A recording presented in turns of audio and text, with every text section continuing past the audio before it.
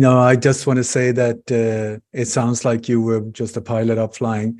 He was a commercial pilot for 25 years. 25 years when this started happening, and when Willem started complaining and standing up, they were put pressure on him more and more to sort of like, we don't really want to hear it, just back off.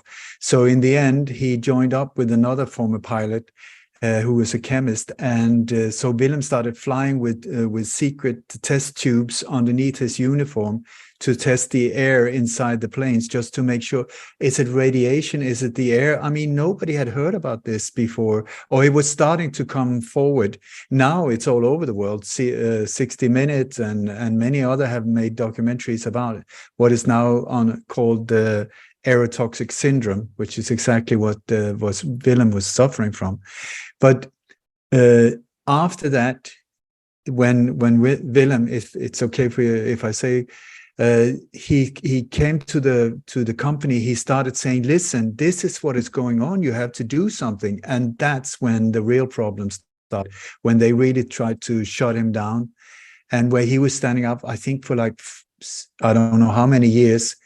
So he even became known in Holland as the toxic pilot in the newspapers, and the family and members and friends were turning their back on him. He was very alone in this struggle, on his knees in every single way, and just pressure, and still standing. This is the thing with Willem. He is one stubborn son of a gun, I tell you that, who will not back down if it's not right. So this was a long fight just to make come to a conclusion. What is the problem? But the thing is that since so many airlines are using the exact same type of engines, this is a problem. It's a global problem. It is for so many different airlines.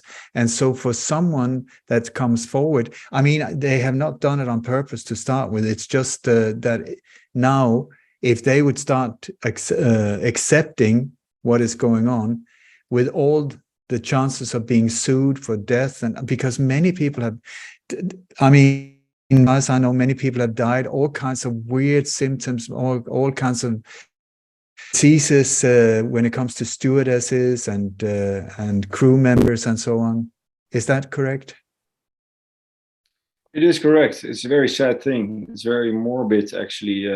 It's not made public. The public health in cabin and aviation crew is not made. The statistics are not made public, because it's very different than people in society itself. So that's maybe why it's not being made public.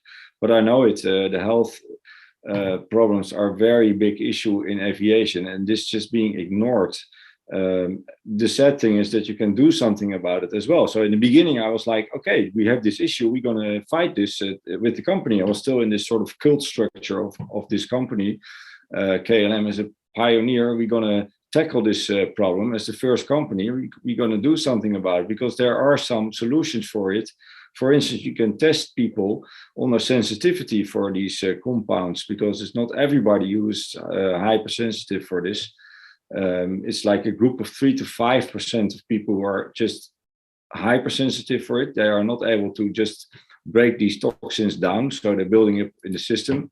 But then you have a group of 30% of people who get serious health issues after 15 years in their career. So you can imagine, after 15 years of flying, and a lot of cabin staff, or who are single parents, and then they get serious health issues. In that stage in their career, that's even more difficult, and that's a huge group of 30% of people. So you now can do DNA tests, which are now also not accepted anymore. But at that stage, there were DNA tests created to see if you have this sensitivity for these issues. And there were then, during this court case, people in aviation said, no, we're going to apply this to a new staff or personnel in our airline, and we're going to do this test. But they were being called back immediately after a short period, because, like Ole said, if this is being admitted, the claims are just, then the history is done. With aviation, it's history. because of all the claims will be massive, because it's not only airline crew, it's also passengers and frequent flyers, business class passengers who fly more than pilots, and cabin crew even, who have also serious health issues and don't know what it is because people are not being informed.